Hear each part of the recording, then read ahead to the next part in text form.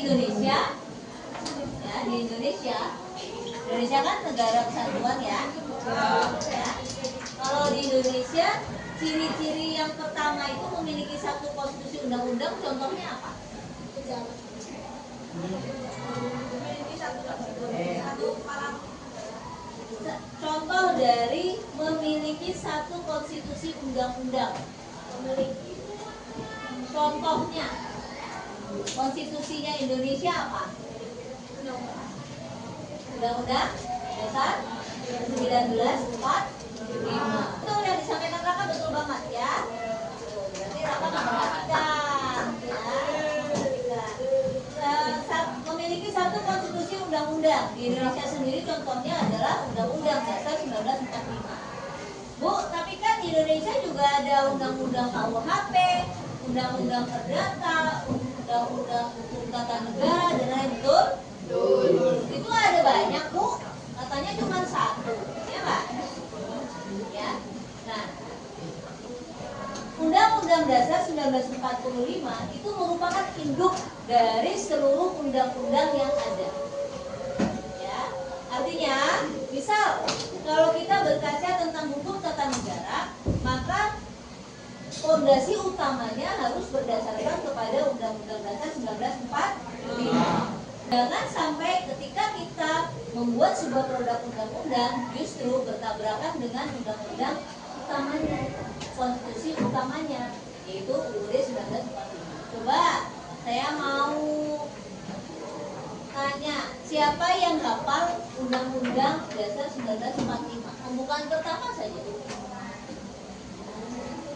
Undang-Undang Dasar 1945 pembukaan. Sesungguhnya kemerdekaan itu adalah hak segala bangsa. Oleh sebab itu, maka kemerdekaan di atas dunia harus dihapuskan karena tidak sesuai dengan prinsip kemanusiaan dan keadilan.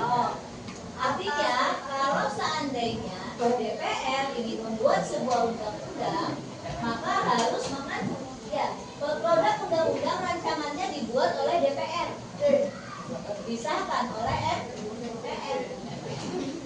BG. Ya, produk utama undang-undang dibuat oleh DPR. Oleh karena itu, kalau sebuah produk undang-undang itu dibuat, maka harus memiliki nilai. Loh, fokus ya, fokus. Nanti saya tanya, kalian nggak fokus. Kalau ada yang lucu bagi-bagi gini. Apa yang lucu?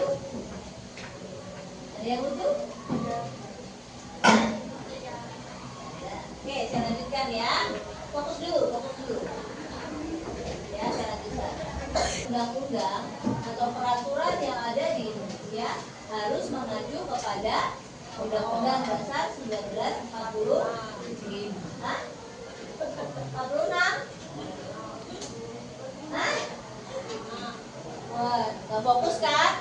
Coba sekarang semua berdiri. Berdiri. Kita melatih konsentrasi. Ini dari tadi juga ngantuk nih, Mas siapa nih?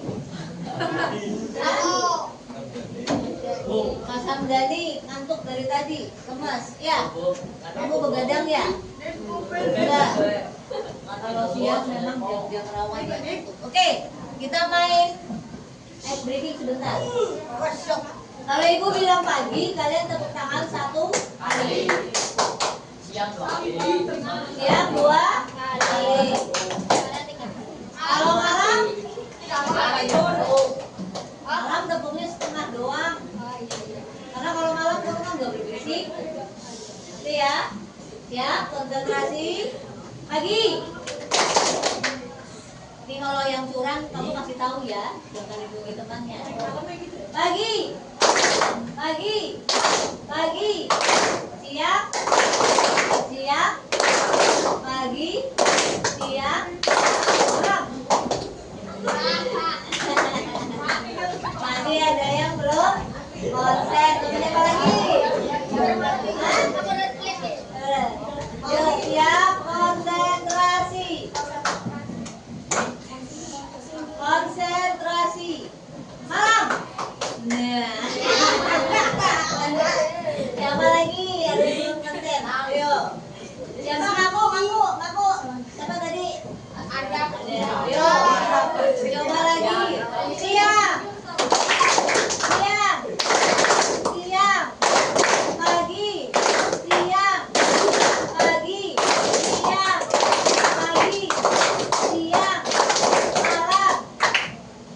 Siapa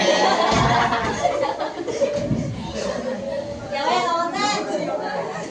Oh, itu ya betul. Sekali lagi ya. Ayo fokus, fokus, fokus, fokus, fokus, konsentrasi. Siang, siang, pagi, pagi, pagi, pagi, pagi, pagi, pagi, pagi, malam.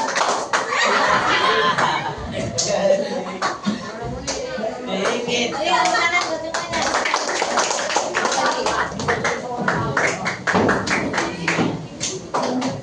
Tadi sampai pada memiliki satu konstitusi undang-undang. Coba yang kedua, siapa yang mau bantu ibu baca? Yang kedua, ciri-ciri negara kesatuan yang kedua. Kewenangan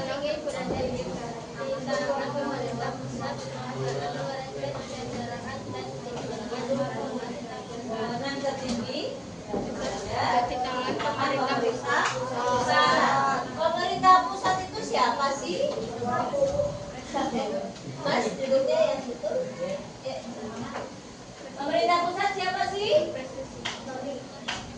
Presiden dan jajaran. Pemerintah pusat itu presiden dan jajarannya. Coba, presiden itu dibantu siapa saja sih? Wakil presiden, terus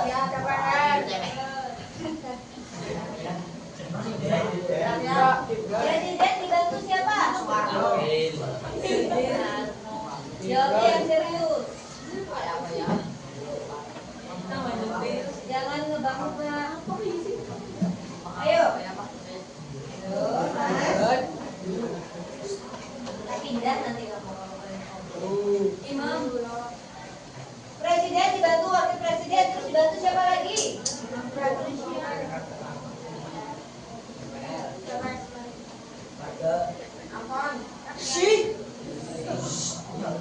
Ayo. Saya tanya serius nih. Presiden itu dibantu wakil presiden. Selain wakil presiden, siapa yang membantu presiden? Dalam konteks menjalankan pemerintahan pusat. Ya, pemerintah. Kan pemerintah itu kan presiden. Pemerintah pusat itu dipegang oleh presiden, dibantu oleh wakil presiden. Terus siapa lagi yang bantuin? Gak mungkin negara lain. Bupati. Selain bupati? Selain sampai ke camat? Gubernur. Oh, udah gak ngantuk? Ya kan? Udah gak ngantuk ya? Ya. Presiden dibantu oleh wakil presiden, terus dibantu lagi oleh gubernur, dibantu lagi oleh bupati, dibantu lagi oleh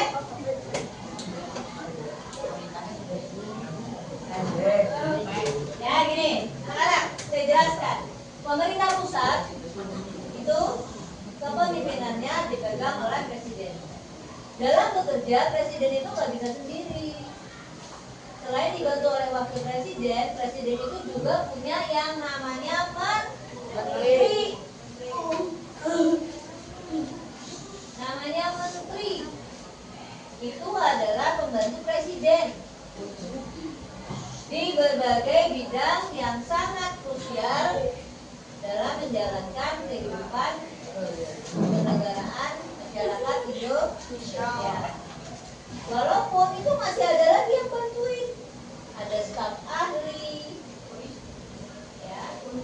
Nah, pemerintah pusat dalam menjalankan kebijakannya, dalam menjalankan program-programnya, itu didelegasikan dengan yang namanya pemerintah daerah.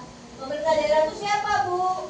Provinsi dipimpin oleh seorang gubernur. Kabupaten dipimpin oleh seorang bupati. Kota administratif dipimpin oleh seorang wali kota. Nah, selain wali kota nanti masuk ke dinas-dinas daerah, camat, betul, terus kepala desa, betul sekali, sampai ke tingkat RT dan RW. Bu, pemerintah desa Bu, pemerintah daerah bolehnya hanya patuh sama siapa? Pemerintah daerah itu gubernur ke bawah. Bolehnya patuh sama siapa? Pemerintah pusat, yaitu presiden. Oleh karena itu, ciri-ciri negara kesatuan yang kedua adalah wewenang tinggi berada di tangan pemerintah pusat, di mana setiap kebijakan dan programnya didelegasikan kepada pemerintah daerah. Paham ya? Oke. Yuk, ciri-ciri negara kesatuan yang ketiga apa? Memiliki satu kepala negara. Indonesia kepala negaranya siapa? Oh, Indonesia itu mantan presiden. Tapi kan tetap dalam setiap periode pemerintah Indonesia dipimpin oleh seorang presiden. Karena ada masa tertentu. Soekarno, Bu, betul. Ada masa kemerdekaan sampai pada Orde Baru, menjelang Orde Baru dipimpin oleh Soekarno. Masa Orde Baru dipimpin oleh Presiden Soeharto. Ya, ayo fokus. Soeharto. Kemudian masuk reformasi dipimpin oleh B.J. Habibie. Kemudian masuk reformasi lagi dipimpin oleh Abdurrahman Wahid. Kemudian melanjutkan lagi Presiden Soekarno. Ya siapa? Megawati. Tuh, betul sekali. Setelah Megawati, SBY. Habis SBY, Jokowi. Habis Jokowi, Prabowo. Itu kan Prabowo siapa?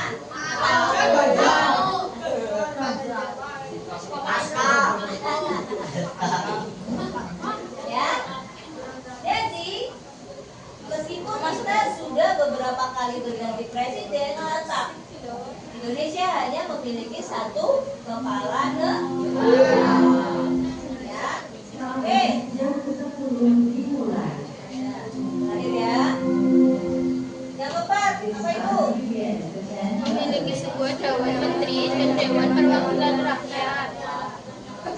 Memiliki satu dewan menteri dan dewan perwakilan rakyat. Tadi pada saat saya menanyakan pemerintah pusat yang membantu presiden, kalian menyampaikan apa?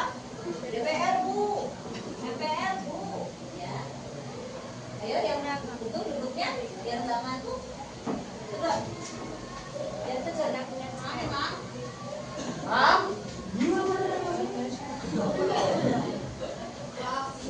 Kamu ngapa copot sepatu, Mas? Ya pakai sepatunya. Sudah. Ya. DPR itu merupakan perwakilan dari rakyat. Karena dia dipilih dalam pemilihan umum, dalam pemilihan legislatif. DPR itu tugasnya apa? DPR itu tugasnya mengamati kerjanya pemerintah pusat. Sesuai yang tidak nih?